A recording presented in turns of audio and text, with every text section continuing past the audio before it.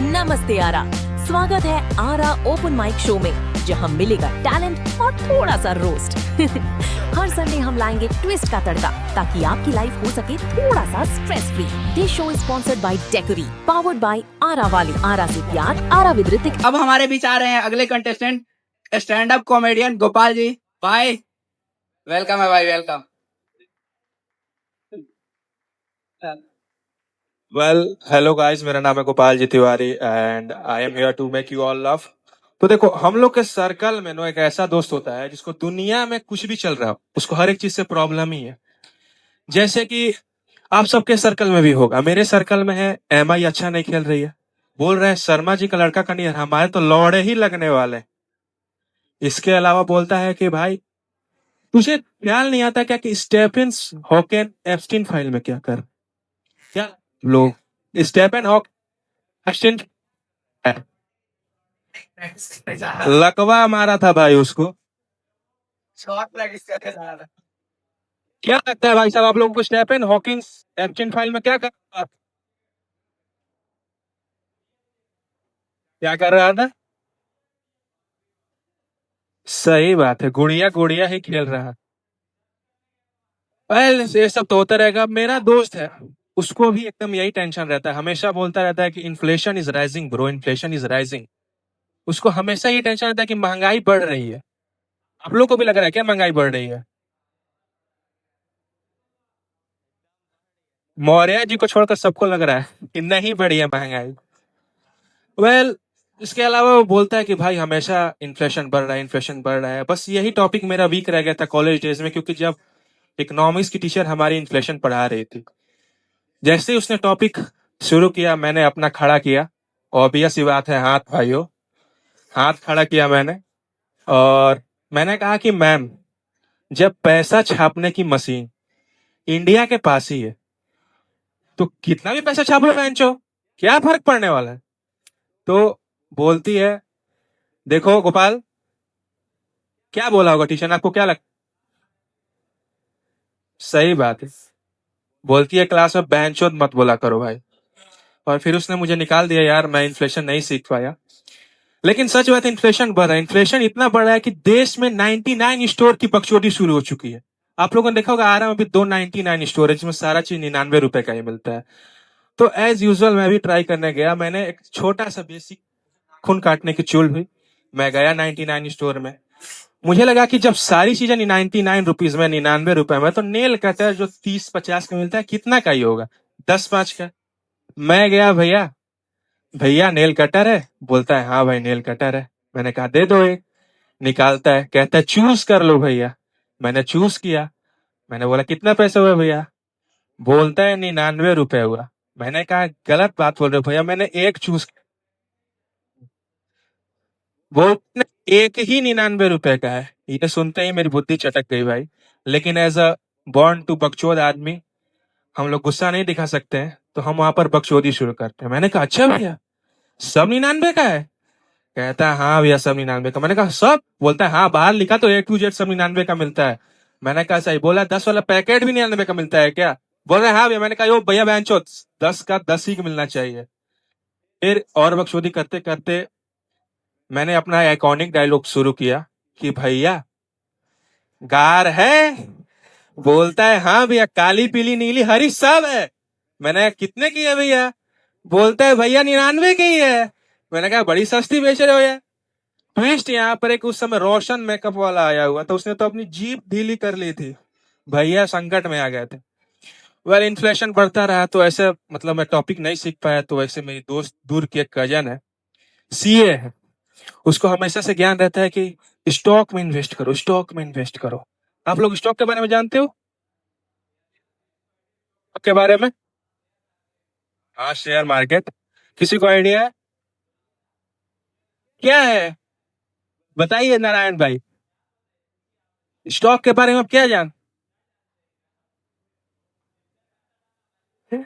सही बात है, लेकिन स्टॉकर्स की एक ही प्रॉब्लम है, कुछ भी कहो उनके लिए 5 साल बाद ही आता है। मैंने अपने सीए से मतलब अपने कजन से डिस्कस किया, जब मुझे हैबिट बुलेट लेने की चुल हुई थी, जवानी हो और बुलेट लेने का चुल ना हो ऐसा नहीं हो सकता। तो मैंने भी उससे कहा कि भाई बुलेट लेना है, देख क्या करना है। तो बोलता है, मतलब हम लोग ऐसा डिस्कशन लेते हैं, जब हैवी डिस्कशन हमें लेना आता है कि क्या हैवी इन्वेस्टमेंट है, तो बोलता है कि भाई देख, जैसे ही तू बुलेट लेगा अगले साल उसको बेचने जाएगा, वो 2 लाख की बिकेगी, तो वो डिप्रिसिएटिंग एसेट। मैंने कहा डिप्रिसिएटिंग एसेट का मतलब? तो बोलता है जो घटते जाएगी। तो फिर मैंने बोला कि मैं सेकंड हैंड ले लेता हूँ। तो बोलती है जैसे ही सेकंड हैंड लोगे वो थर्ड हैंड हो जाएगा। फिर मैंने कहा कि मैं थर्ड हैंड ले लेता हूँ। फिर बोलती है जैसे ही थर्ड हैंड लोगे फोर्थ हैंड हो जाएगा। आज उसी के चलते पैदल घूम रहा हूं मैं, पसीना आपको दिख ही रहा होगा। और ऐसे बोलती है कि देख, बुलेट में इन्वेस्टमेंट करने से अच्छा है कि तू स्टॉक में डाल दे, 3 लाख रुपए अपने स्टॉक में डाल दे, 5 साल बाद तेरे पास 2 बुलेट होंगी। मैंने कहा अभी बुलेट की जरूरत मुझे है, 2 बुलेट का मैं क्या करूँ। खैर ऐसे चलते रहा। और फिर आप लोगों ने इंडिया गॉट टैलेंट देखा होगा, सबने देखा है? किस किस ने देखा है भाई? उसमें हर साल एक बंदा आता है जो ट्यूबलाइट ही चबा रहा है। तो फिर कंपनी वालों की फट है, बच्चा रो रहा है, बच्चा स्ट्रीट लाइट में जाकर पड़ रहा है कि बाप ने फिर ट्यूबलाइट खा लिया। बेचारा स्ट्रीट लाइट में पड़ के पास हो रहा है। लेकिन इसमें जो मजा है, किरण खेर नहीं ले पा रही है। वो, आप लोग किरण खेर को जानते हो? किरण खेर, वो हर बार डर जाती है, नहीं मैं नहीं देख सकती। जरा सोचो आप लोग, देखने में जो मजा है, क्या पता उससे कुछ हो ही जाए।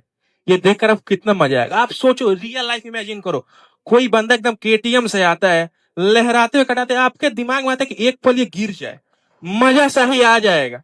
भले ही आपको कितना भी दर्द हो, दुख हो, थोड़ा सा बात, लेकिन सोचते हो कि क्या गिरा है, इसके साथ तो ऐसा ही होना चाहिए। किरण खेर यही मजा नहीं ले पा रही है। इस मामले में मुझे अमिताभ बच्चन सबसे बढ़िया लगता है। वो हर साल एक गरीब से हर वीकेंड पर एबीसी में मिलता है। आप लोगों ने कौन बड़े है मैम, उसमें हर वीकेंड पर एक बंदा आता है, गरीब बंदा, और वो अमिताभ बच्चन के साथ हॉट सीट पर बैठा है। लेकिन आप लोगों ने कभी अमिताभ बच्चन इतना अमीर आदमी, वो इतना गरीब, उसको देखा है कि वो एकदम रूड बिहेव करता है? नहीं। जब भी गरीब आता है, गरीब को अब सरकेज़म पता नहीं है ना, वो हमेशा आते हैं अपनी गरीब स्टोरी सुनाने आता है कि साहब मेरी माँ की एक टांग नहीं है सर, मेरी माँ मुझे वॉक पर ले जाती है सर। बोलता है मेरी बहन टकली है सर, उसकी मांग नहीं मिल पा रही है सर, कैसे भरेगी वो मांग उसकी। अब गरीब को सरकेज़म नहीं पता है, वो अपने कहानी बोलता रहता है, पीछे पीपीटी वगैरह चलती रहती है। लेकिन अमिताभ बच्चन इसमें मर्दा। ट्विस्ट ये है कि इतना सब कहानी सुनाने के बाद जब वो बंदा दूसरा क्वेश्चन ही गलत लॉक करके बैठा है, तो इस पॉइंट पे अमिताभ बच्चन को तो पता है ना कि उसकी मां मरने वाली है, लेकिन वो ऐसा थोड़ी बोलता है कि नहीं मैं इसकी मां को मरते हुए नहीं देख सकता। वो हमेशा यही बोलता है, वो गरीब की आंखों में आंखें डालकर देखता है और बोलता है कि सज्जन, आपके पास अभी 2 लाइफलाइन शेष है, अफसोस आपकी मां के पास एक भी नहीं है। ऐसा वो हमेशा धड़ास बनाता है। और फिर भी शो के लास्ट में अमिताभ बच्चन ही, क्योंकि आधी सरकार ले जाती है। वेल ये सब चलता रहता है। और फिर क्या होता है कि चैरिटी जो होती है, चैरिटी के बारे में आप सब जानते हो? हाँ, चैरिटी जो एनजीओ वगैरह में चैरिटी होती है, वो सबसे मस्त बिजनेस लगता है मुझे। मैं एकदम से रील देख रहा था, किसी एक बच्चे को कम से कम 5 महीने का बच्चा, उसको कुछ तो क्रेजी हो गया है, जिसके लिए उसको 10 करोड़ रुपए लगने वाले हैं। मतलब 5 महीने के बच्चे को 10 करोड़ रुपए की जरूरत है, और उसका बचने के चांसेस भी 50% से है।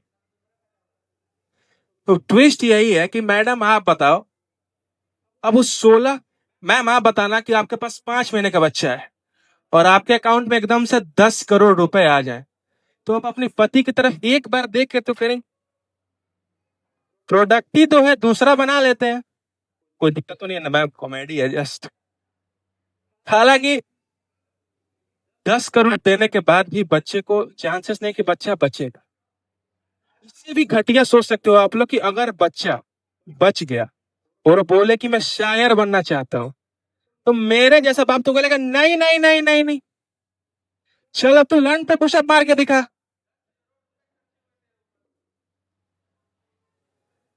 और फिर इस सब के बीच में क्या होता है कि मेरा जो सीए कजन था उसकी दादी की तबीयत खराब हो जाती है और वो मुझे फोन करता है कि 1 लाख रुपए की जरूरत। हेलो, मुझे 1 लाख रुपए की जरूरत है। वैसा एकदम इमरजेंसी में फोन करता है। मैंने कहा क्या बात है भाई? तो उसकी 105 वर्ष के दादी को कुछ तो क्रेजी हो गया है जिसकी वजह से वो आईसीयू में भर्ती है।